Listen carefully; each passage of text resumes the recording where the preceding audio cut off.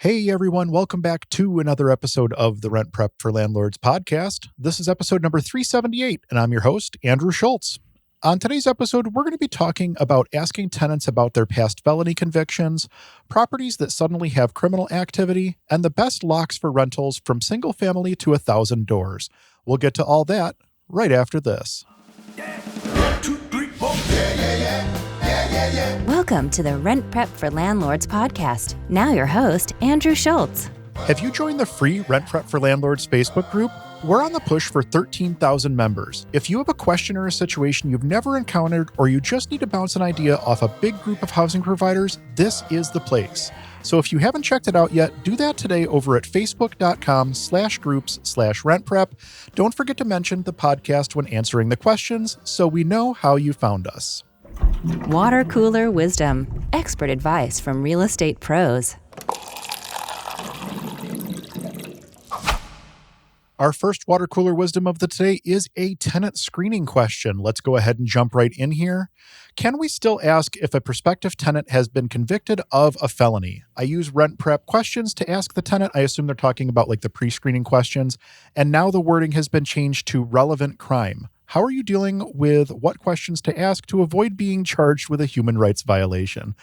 We'll go ahead and answer this one as simply as we can. And the simple answer is that there is no simple answer to this question. Every state has a little bit different laws when it comes to tenant screening. So generally speaking, you're going to want to start by looking at what the law is at your state level to determine what you can and cannot look at. I know that I've mentioned this probably several times before here on the podcast, but back in 2019, New York State updated its landlord-tenant laws under HSTPA, the Housing Stability and Tenant Protection Act. And we've also seen several legislative changes since then as a result of the COVID-19 pandemic. Prior to that law being passed in 2019, we were allowed to look at eviction data.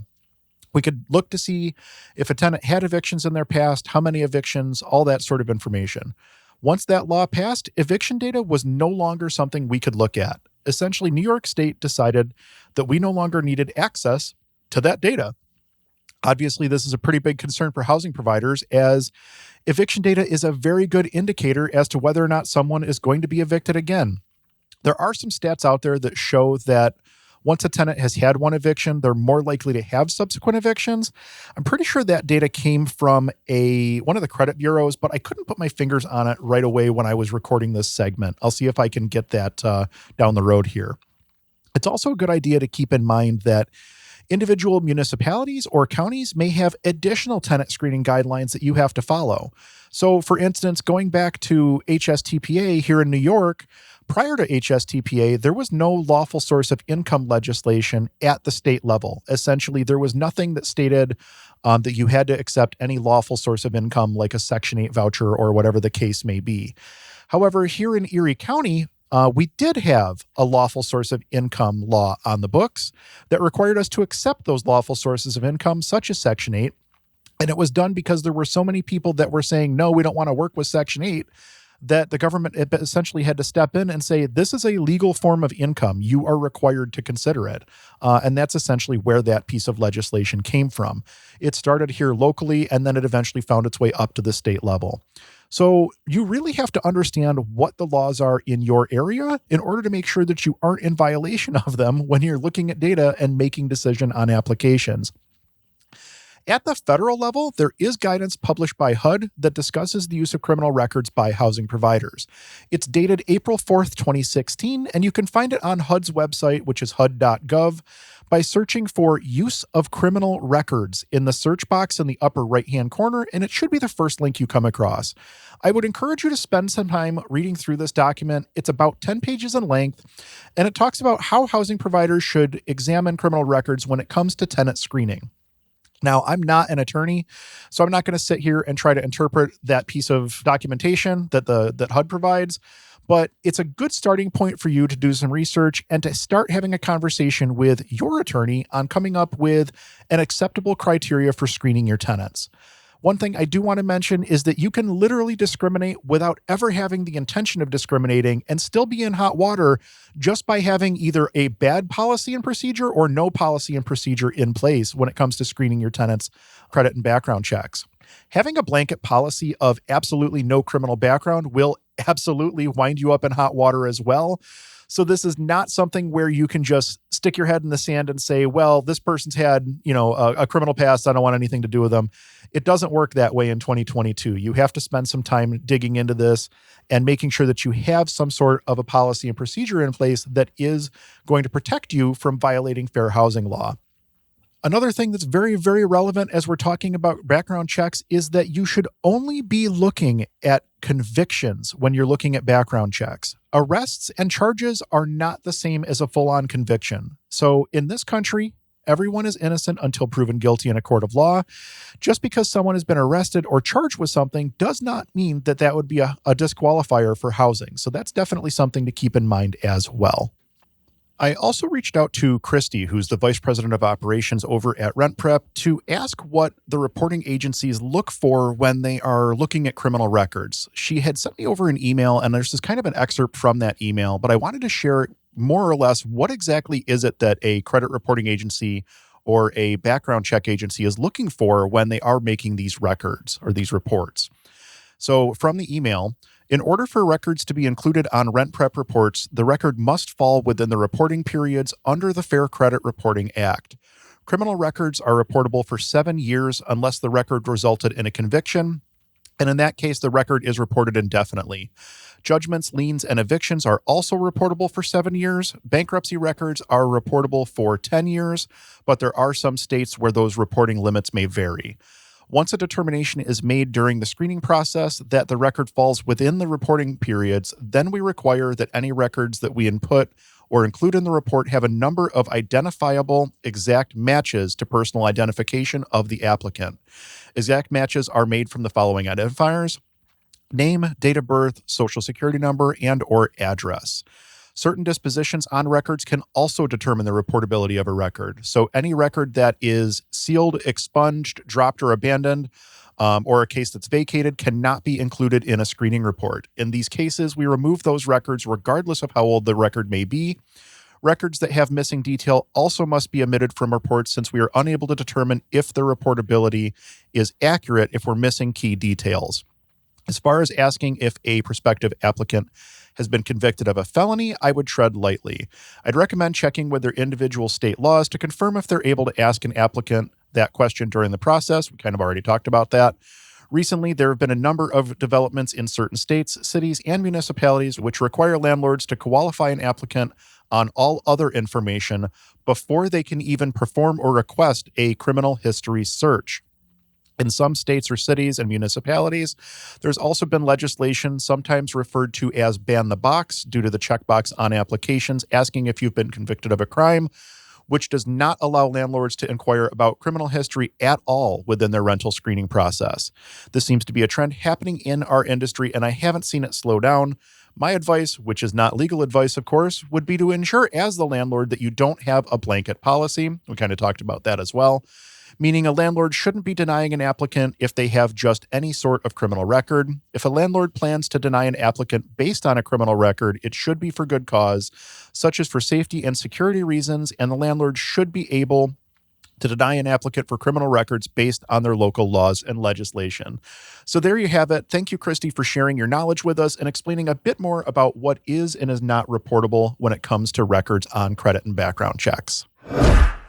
Our next water cooler wisdom segment is definitely an interesting one. What do you do for your tenants when the bullets start flying? Let's go ahead and jump right in. This one came to us via the Rent Prep for Landlords Facebook group. I was prepared for a lot of things in landlording, but this was not one of them. That's a bullet hole through the front of the house that traveled all the way to the back and broke the sliding glass door. The tenants are pretty rattled and have indicated that they don't feel safe. They're currently staying in a hotel. I did make sure that they have insurance that includes loss of use when they sign the lease, and they have filed a claim with their insurance for that. They've only been in the home for a month, and I'm pretty sure from what they implied that they will want to leave the property. I'm doubtful that I will receive my May rent. Has anybody been through anything like this, and what advice can you give? So there's a ton of context missing from this question. Unfortunately, we have no idea where the bullet came from. Was this some sort of a targeted event towards your new tenants? Was this a drive-by targeted at some random person on the street? Did somebody have a gun that didn't know what they were doing and accidentally fired off a shot? Like, there are a lot of things here that we simply don't know. And at the end of the day, every tenant has a right to feel safe and secure in their home. Obviously, there are things that happen in life that are outside of your control. I take it that you were probably not the person standing outside the house firing bullets through it as you're the housing provider. But the fact of the matter here is that it did happen. There's visual proof.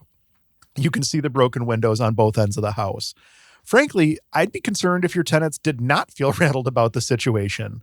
Your tenants have stated that they don't feel safe in this home, and they've only lived in it in about a month for this point. These tenants are literally questioning every decision about this entire move into this property.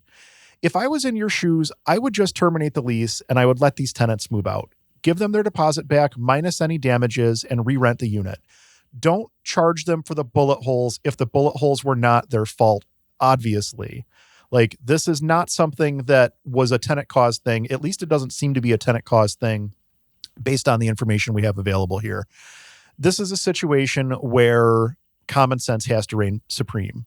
Don't get me wrong. I love a good lease contract as much as the next property manager, but sometimes common sense just simply has to prevail. In a situation like this, if you were to keep that tenant and tell them, no, you have to stay, you signed a 1-year lease, yeah, you could probably enforce it if you really wanted to, but all you're doing is creating animosity between you and this tenant, and you're leaving the tenant in a situation that they don't feel safe in. Like, there's no point. My recommendation, again, would be let these tenants go. Go ahead, let them terminate the lease, process their security deposit the same way that you would any other standard move out, and let these tenants move on with their life and re-rent this unit. Because these tenants are never, ever, ever going to stop thinking about the fact that a bullet went whizzing through their house.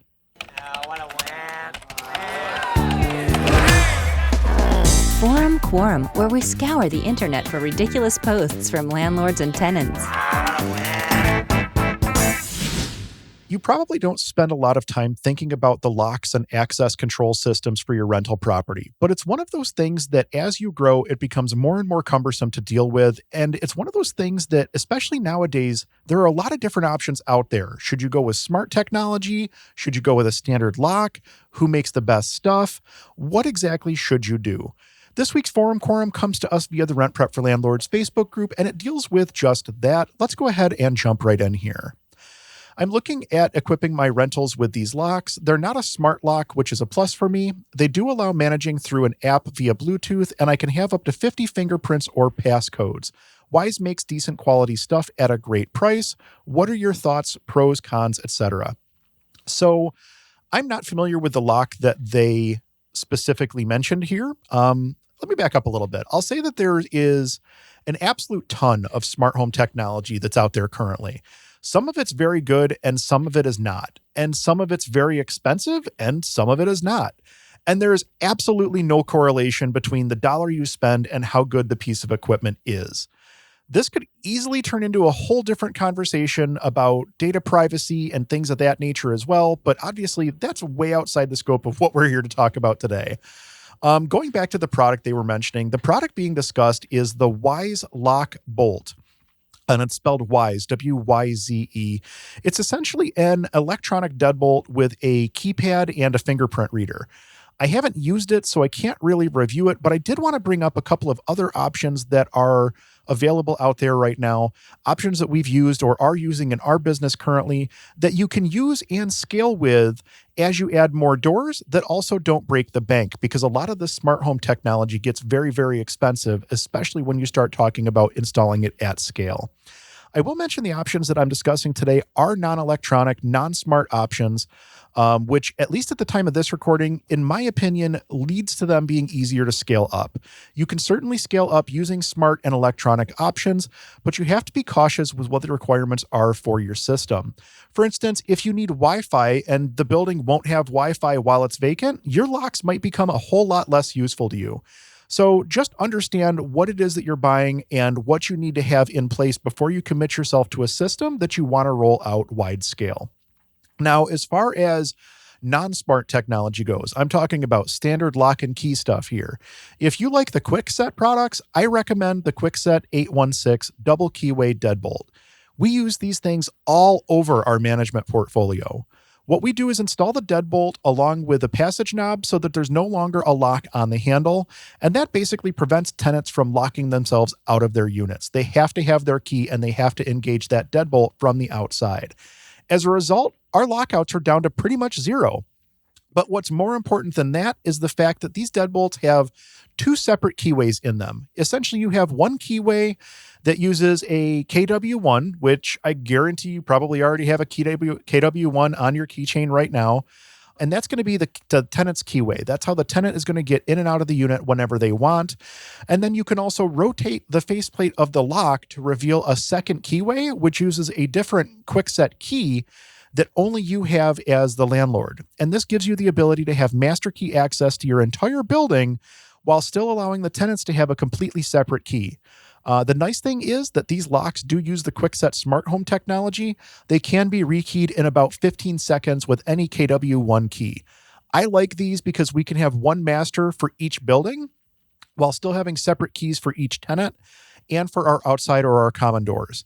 The price point's also really nice on these. These run about $40 a deadbolt, and you can pick up a passage knob for $10 or $15 at any Home Depot or Lowe's or wherever.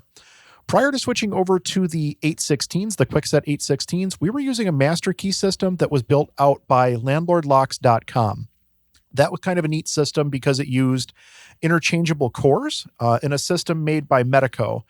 I really like that system as well because they used a commercial grade lock hardware, which felt really durable. It felt much, much more strong than a residential product of similar caliber.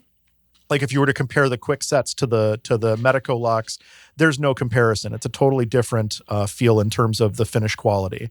If you're working in a large building with a lot of apartments or an apartment complex, something along those lines, this would be the route that I would go for something like that.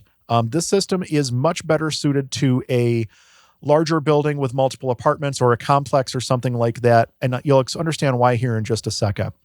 The couple concerns that we had with this system were that Landlord Locks basically controlled all of the keys and the cores, so we couldn't just go to a local locksmith and get a core or get a key cut quickly. And I think if we were to do this again, if we were to do a master key system, we probably would have gone to a local locksmith and done this locally just to make our lives a little bit easier in rolling out the system. Alternatively, we could have just held some stock in our office from their website, which would have made it easier for us to do what we needed to do. The problem we found with that was that we master key each individual building, which is mostly duplexes, tris, and quads, and we don't necessarily know where the next lock is going to go in that system. So we would be installing cores at random that didn't fit the rest of that building's master key system. These were a bit more expensive than the Kwiksets, as I recall, but it's actually been several years since we've used Landlord Locks, and I don't really have a strong basis for comparison at this point, but they would be comparable to the Kwikset 816s, just with much, much more robust access control. So that would be the recommendation that I have for non-smart locking systems that you can use either, in a single family, a duplex, a tri, a quad, and then anything up to thousands of doors. You can take those master key systems up to thousands of doors as you expand and never have to worry about carrying any more than just one master key on your key ring. Should you run a background check on the tenant's spouse? The answer may surprise you. Check out our latest guide on rentprep.com/blog today for more information. That pretty much wraps up this episode of the Rent Prep for Landlords podcast. Thank you all so much for listening. We truly do appreciate it. Our goal with the podcast is to help as many people as possible make educated decisions when it comes to real estate, and you can help us to reach our goal. If you heard anything in this week's episode or any other episode that will help someone you know, please do us a favor and share it with them. If you're looking to get in contact with me, I can be reached over at whatsdrewupto.com. From there, you'll find links to everything going on with me over at Own Buffalo, as well as the other projects that we're working on. Grab a free copy of our deal analysis tool today over at whatsdrewupto.com. There's no obligation, and it comes with a companion video showing you how to analyze your real estate deals to make sure that you don't buy a mistake. If you're looking for top-tier tenant screening services, head on over to rentprep.com. There are multiple products to choose from, including a tenant-paid option. If you're over 50 doors, ask about enterprise-level programs and pricing. I've been an enterprise user of RentPrep software for years now, and it's definitely changed the way that we screen our tenants. Check that out today over at rentprep.com. Again, thank you all so much for listening. We'll be back in 2 weeks with an all-new episode you won't want to miss. Until then, I'm Andrew Schultz with OwnBuffalo.com for rentprep.com, and we'll talk to you soon.